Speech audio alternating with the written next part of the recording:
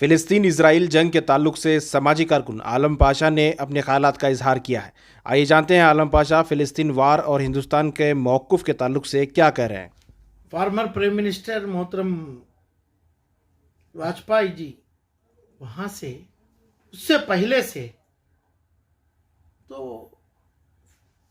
हर government Hindustan की policy थी कि भाई फ़लस्तीन के साथ खड़ो, क्योंकि फ़लस्तीन पे रिलीजियस नहीं हो रहा है, इंसानियत का खून हो रहा है।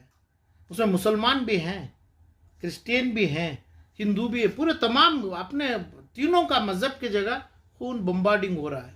वो कौन कर रहा है? जैसा पीओके का भी डर है, हिफाजत हो रही है, और चाइना का लद्दाख में अपना हो रहा है, कश्मीर में हर जगह हो रहा है। तो हमारे हिंदुस्तान पूरी दुनिया भी सपोर्ट कर रही है, चाइना के खिलाफ खड़ा है।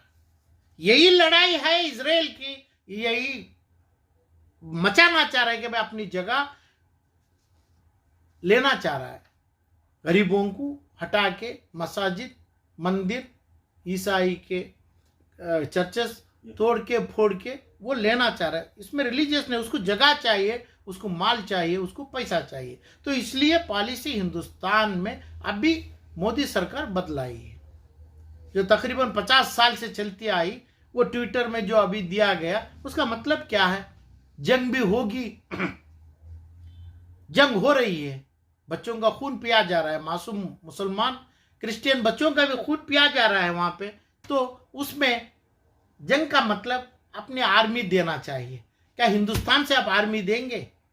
ऐसे चीजों में ऐसे बच्चों का खून पिएंगे तो कौन ये बच्चे, ये आदमी हिंदुस्तानियों की इंटेग्रिटी आर्मी है, हिंदू मुस्लिम ईसाई है, ये लोग जाके अपने हिंदू मुस्लिम और ईसाई को मारेंगे? ये सवाल में गलत पॉलिसी हुआ है, गलत पॉलिसी अख्तियार किया जा रहा है रिसेंटली। इसमें 2024 का जो आने वाला इलेक्शन है, वो इलेक्शन का भी कुछ मतलब होगा।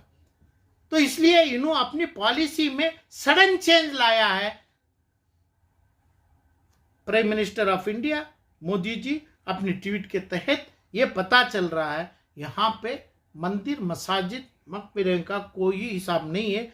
जगह, अपनी कमाई, अपनी रहन सहन, वो चीज के ऊपर इजराइल की कब्जा, नाजायज कब्जा हो रहा है। नाजायज कब्जों को हर दुनिया का हर मुल्क उसे अपने डिप्लोमेसी में खिलाफ किया है, उनके खिलाफ खड़ा है। अभी ये जो बना है बहुत बड़ा डेंजरस प्रेसिडेंट, तकरीबन 50 साल के लिए बनेगा। हिंदुस्तानियों के लिए ये बहुत बड़ा बुरा नहीं देखा हुआ ख्वाब है, ये एक हिस्ट्री बनेगी। ये चीज को अभी ऑनरेबल प्राइम मिनिस्टर इमीडिएट रोकना चाहिए। अपने पॉलिसी को सही 50 साल अपनी ही पार्टी वाले जो वाजपेयी सरकार से जो करते हुए, ये मान के जाना है मोदी गवर्नमेंट।